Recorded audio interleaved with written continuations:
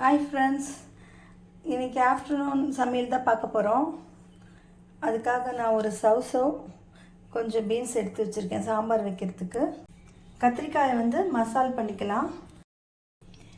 சிகப்பு பூசணிக்காய் பொரியல் பண்ணலான்னு எடுத்து வச்சுருக்கேன். இப்போ இதை சாம்பார் வைக்கிறதுக்கான பருப்பு எடுத்துப்போம். இந்த ஆழாக்கில் ஒரு ஆழாக்கு நான் துவரம் பருப்பு எடுத்து போட்டேன். இதை கழுவிட்டு மஞ்சத்தூள் போட்டு வேக வச்சுக்கலாம். இப்போ மஞ்சத்தூள் போட்டு தண்ணி சேர்த்தாச்சு. இதை வேக வச்சு எடுத்துக்கலாம். ஒரு 5-6 விசில் கொடுத்து எடுத்துக்கிறேன். சாம்பார் கொஞ்சம் சின்ன வெங்காயம், தக்காளி, இந்த காய்கறிலாம் கட் பண்ணி எடுத்துகிட்டு வந்துடுறேன். சாம்பார் பருப்பு நல்லா குலைவாக வந்துடுச்சு. இப்போ இதில் கொஞ்சம் தண்ணி சேர்த்துக்கலாம். ஏற்கனவே நான் சாம்பார் வீடியோ போட்டிருக்கேன். இது மத்தியானம் சமையலில் சாம்பார் வர்றதுனால இதை இப்போ எடுக்க வேண்டியதாக இருக்குது. இப்போ கட் பண்ண காய்கறிகள், வெங்காயம், தக்காளி, சவுசோ, பீன்ஸ் எல்லாம் இந்த பருப்பில் சேர்த்துக்கலாம். சேர்த்துட்டு எல்லாத்தையும் நல்லா கலந்துருவோம். இப்போ இதில் உப்பு சேர்த்துக்கலாம். உப்பு கொஞ்சமாக ஒரு 1/2 ஸ்பூன் சேர்த்துருக்கேன். இப்போ இதில் கலந்து கொடுத்துடலாம்.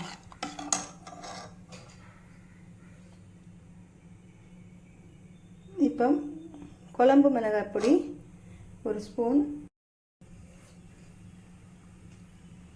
2 ஸ்பூன் சேர்த்துருக்கேன். இப்போ இதை கலந்துட்டு சாம்பாரோட கலர் வருதான்னு ஃபஸ்ட்டு பார்த்துப்போம். வாயில் போடாமல் சமைக்கிறது அப்படின்னா நமக்கு அந்த தேவையான கலர் கிடைச்சாலே அந்த பக்குவம் நமக்கு கரெக்டாக வரும். டேஸ்ட்டு பண்ணாமல் சமைக்கலாம். ஒரு 1/4 ஸ்பூன் ஆட் பண்ணிக்கிறேன். ஆட் பண்ணிவிட்டு கொஞ்சம் தண்ணி சேர்த்துக்கலாம்.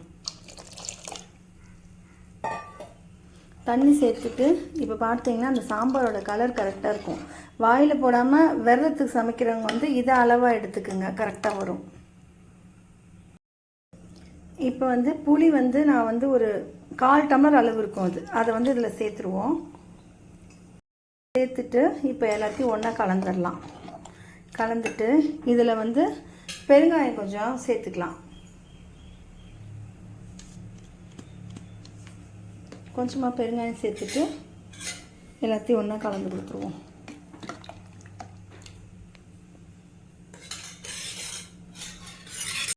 கட் பண்ணி வச்சுருக்க கொத்தமல்லி தலைகளை இதில் சேர்த்துருவோம். சேர்த்துட்டு எல்லாத்தையும் ஒன்றா கலந்துட்டு குக்கரில் ஒரு விசில் கொடுத்து இறக்குனா போதும். இந்த பக்கம் குக்கரில் சாப்பாடு வச்சுருக்கேன். கத்திரிக்காய் மசாலுக்காக இந்த கத்திரிக்காயை கட் பண்ணிக்கலாம். அதுக்கு முன்னாடி ஃபஸ்ட்டு ஒரு பெரிய சைஸ் வெங்காயம், ஒரு பெரிய சைஸ் தக்காளியை நைஸாக கட் பண்ணிட்டு வரேன். கத்திரிக்காய் பொரியல் செய்யறதுக்காக ஒரு கடாயை வச்சு ஆன் பண்ணிட்டேன். இப்போ இதில் எண்ணெய் சேர்த்துக்கலாம்.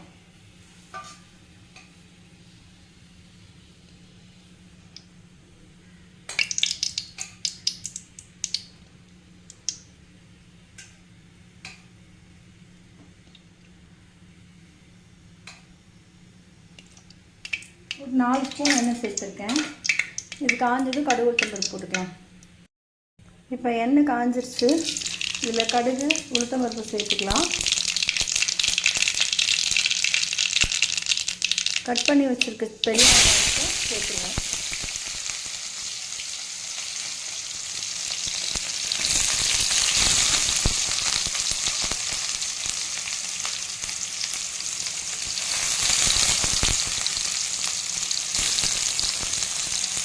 சேர்த்துட்டு வதக்கி கொடுத்துடலாம். இப்போ கருவேப்பிலை சேர்த்துக்கலாம். சேர்த்துட்டு பொன்னிறமாக வதங்கட்டும். வெங்காயம் ஓரளவுக்கு நல்லா வதங்கிருச்சு. கோல்டன் ப்ரௌன் வந்துருச்சு. இப்போ நம்ம கட் பண்ணி வச்சுருக்க அந்த ஒரு தக்காளியை இதில் சேர்த்துடலாம். சேர்த்துட்டு நல்லா வதக்கி கொடுத்துடலாம். நல்லா வதக்கிடுவோம். இப்போ தக்காளி நல்லா வதக்கிட்டுருக்கு. இப்போ கட் பண்ணி வச்சுருக்க கத்திரிக்காவை இதில் சேர்த்துடலாம்.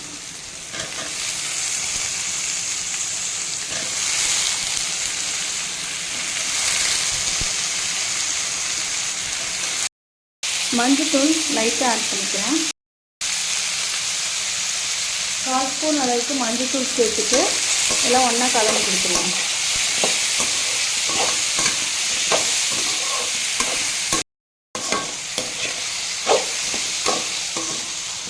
அப்பப்போ அந்த மாதிரி வதக்கி கொடுத்துட்டு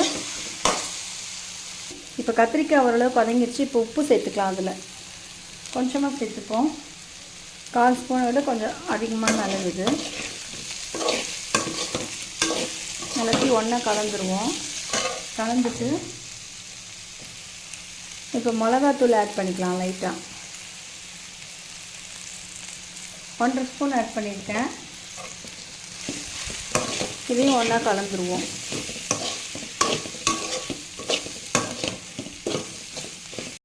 மிளகாத்தூளையும் ஒன்றா கலந்து இப்படி வதக்கியாச்சு. உங்களுக்கு இன்னும் கொஞ்சம் காரம் தேவைன்னா நீங்கள் சேர்த்துக்கலாம். இந்த அளவுக்கு தண்ணி சேர்த்து இதை மூடி போட்டு வேக வச்சுருவோம். மூடி வச்சு இதை இப்போ வேக வச்சிடலாம். ஃப்ளேம் ஹைலே வச்சுப்போம். சாம்பார் வெந்துருச்சு. இதுக்கு ஒரு தாளிப்பு கொடுத்துப்போம். அடுப்பை ஆன் பண்ணி தாளிக்கிறதுக்கு ஒரு பாத்திரம் வச்சுட்டேன். இது காயட்டும். ஆயில் காஞ்சிருச்சு. இப்போ வெந்தயம் கொஞ்சம் சேர்த்துப்போம். வெந்தயம் வெடிக்க ஆரம்பிச்சிருச்சு. இப்போ கொஞ்சமாக சீரகம் சேர்த்து அது வெடிச்சிருச்சு. இப்போ கடுகு சேர்த்துக்கலாம்.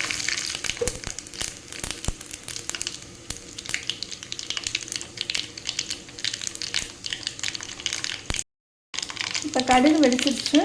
அடுப்பை ஆஃப் பண்ணிவிட்டு கருவேப்பிலை சேர்த்துக்கலாம். இப்போ இதை சாம்பாரில் சேர்த்துருவோம். இப்போ கத்திரிக்காயை ஓப்பன் பண்ணி பார்க்கலாம். இப்போ நல்லா தண்ணியெல்லாம் வற்றி இந்த அளவுக்கு வந்திருக்கு. இது இன்னும் கொஞ்சம் ஃப்ரை ஆக்கி ஆஃப் பண்ணிடுவோம். கொஞ்சமாக ஒரு ஸ்பூன் ஆயில் ஆட் பண்ணிக்கிட்டு நல்லா அது ஃப்ரை ஆகும்.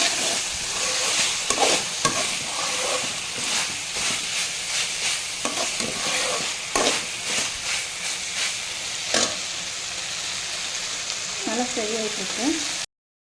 இப்போ கத்திரிக்காயை இந்த அளவுக்கு ஃப்ரை பண்ணியாச்சு. இப்போ அடுப்பை ஆஃப் பண்ணிடலாம். இது ஒரு பாத்திரத்துக்கு மாற்றி வச்சுருவோம்.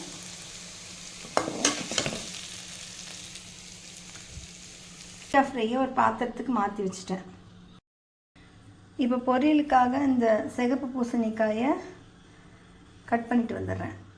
அதுக்கு ஒரு சின்ன சைஸ் வெங்காயம் ஒன்று பொடி பொடியாக கட் பண்ணிட்டு வரேன். கட் பண்ணிட்டேன். அதுக்கு ஒரு வெங்காயமும் கட் பண்ணிட்டேன். இப்போ அடுப்பை ஆன் பண்ணி ஒரு சின்ன கடாய் வச்சுட்டேன்.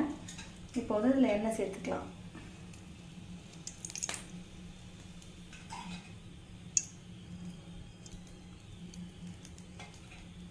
ஒரு 2 ஸ்பூன் எண்ணெய் சேர்த்துருக்கேன். இப்போ வந்து கடுகு சேர்த்துக்கலாம். கடுகு பொரிஞ்சிச்சு. வெங்காயம் சேர்த்துக்கலாம்.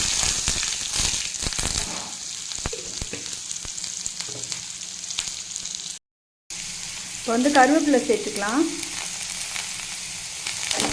சேர்த்துட்டு எல்லாத்தையும் ஒன்றா வதக்கிடுவோம்.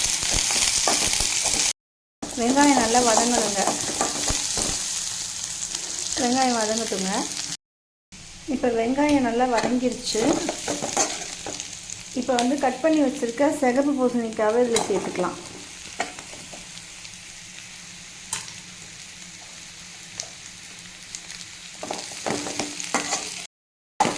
மஞ்சள் பூசணிக்காயை இதில் சேர்த்துக்கலாம்.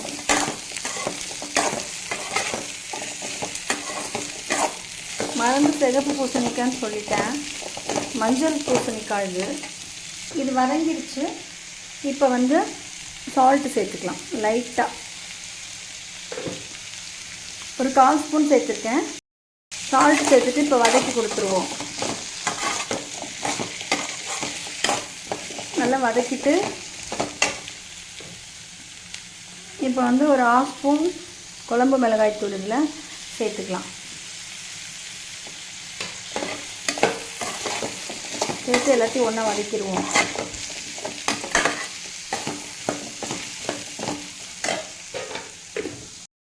எல்லாத்தையும் ஒன்றா வதக்கியாச்சு. இப்போ லைட்டாக தண்ணி சேர்த்துக்கலாம். இதுக்கு வந்து ரொம்ப தண்ணி சேர்க்க வேணாம், லைட்டாக சேர்த்தாலே போதும்.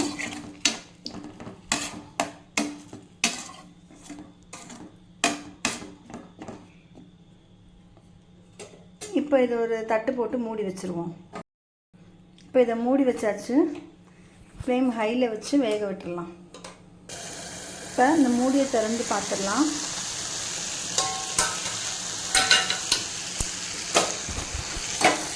கலந்து கொடுத்துருவோம். கலந்து கொடுத்துட்டு மறுபடியும் கொஞ்சம் அடுப்பை சிம்மில் வச்சு மூடி வச்சிடலாம். இப்போ நல்லா வெந்திருக்கும். இப்போ மூடியை திறந்துட்டு இதில் வந்து நம்ம ஒரு ஸ்பூன் சர்க்கரை சேர்த்துக்கலாம். இப்போ இதில் ஒரு ஸ்பூன் லைட்டாக அப்படி சுகர் ஆட் பண்ணிப்போம். வெல்லம் கூட ஆட் பண்ணலாம், நல்லாயிருக்கும். சுகர் ஆட் பண்ணிவிட்டு இப்படி கலந்து கொடுத்துருவோம்.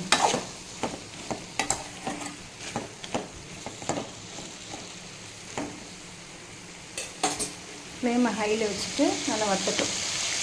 அடியெல்லாம் பிடிக்காமல் இப்போ நல்லா வத்திடுச்சுது. இப்போ வந்து இதில் வந்து நம்ம தேங்காய் திருவி வச்சுருக்கேன். அது தேவையான அளவு தேங்காயில் போட்டு கலந்து கொடுத்துருவேன்.